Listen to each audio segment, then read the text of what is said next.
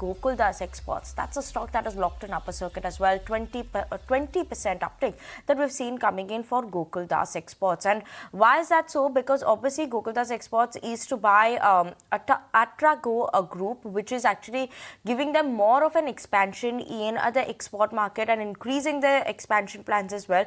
So yes, that is going to be interesting to watch out for. And also what happened is that my colleague Anisha actually managed to speak to Mr. Ganapathy, the managing director at Gokuldas Exports. So let's listen into the slice of the conversation in terms of what this means, this acquisition means for the company, how will it expand their reach further. Let's listen in.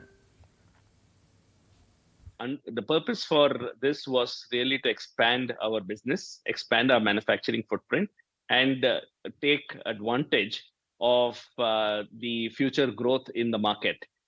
With this asset, we feel that we'll get access to a very well-run organization. It has been in this business for over 3 decades, about 3.5 decades. It's got excellent client base, which is very complementary to the customer base that we have.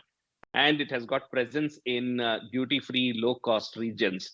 So it has got multiple advantages that it brings to us, which is why we thought that it's such a complementary, asset from our standpoint, that it makes great sense to put these two together.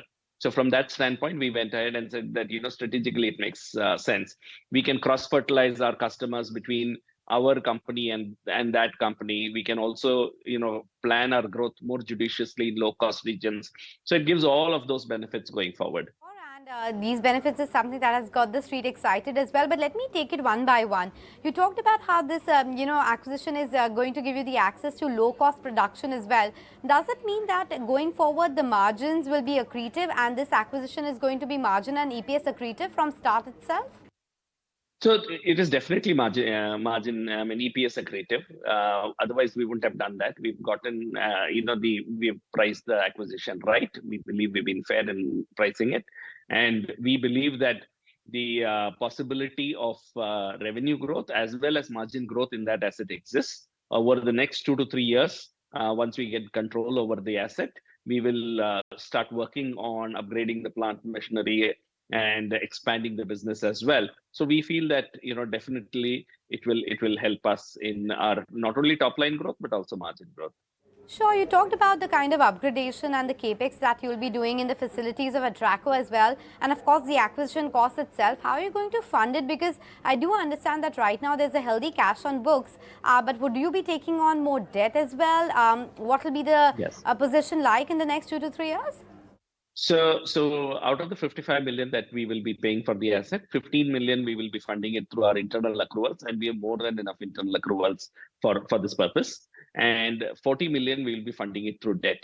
And the debt lines are secured, so we will have we have all those approvals.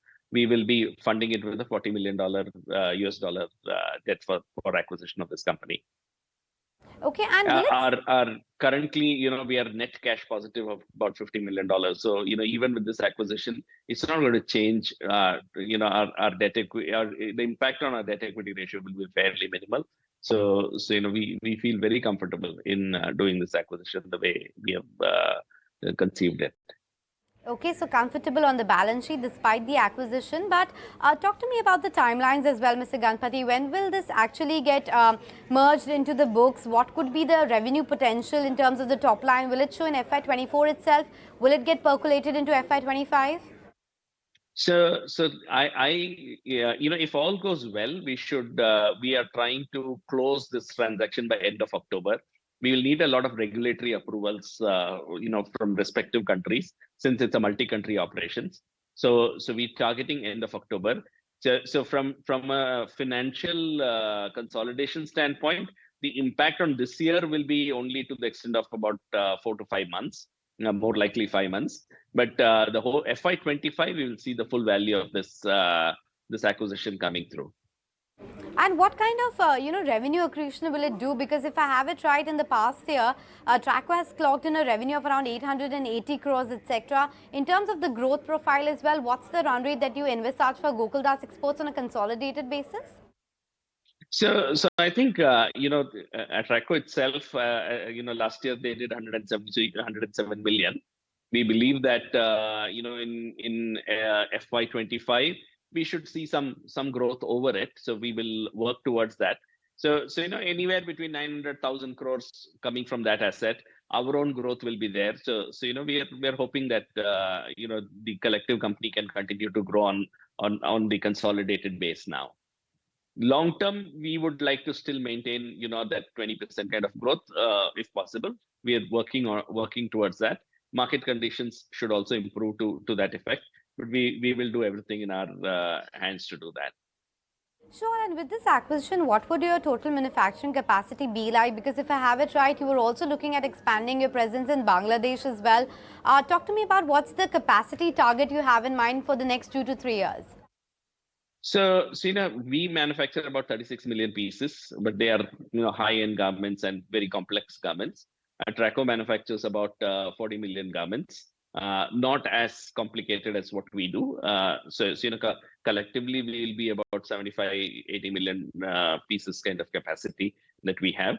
I think, with the capexes that we have, we will slowly grow further. Our intention, as I said, is to look at a capacity growth of about 10-15% every year. And, we have recently brought on board a facility in Madhya Pradesh, which we will expand further, and a few other capexes that we have lined up in India. So all of that are work in progresses. The one in Bangladesh, I had also indicated earlier that we are temporarily suspended. It's not stopped or anything. We're just waiting for the right market conditions to bring that on board. We have the potential to time it right. So till recently, we were seeing that the Western markets were not really that conducive for adding so much more capacity. So we were waiting. As soon as we start seeing growth, which we are already seeing now from the third quarter onwards, we will time it accordingly. With this asset now, we'll have to take all of that into consideration and time those moves appropriately. All right, and that was the management of Gokuldas Exports talking about the recent acquisition and what it means for the company and the growth ahead.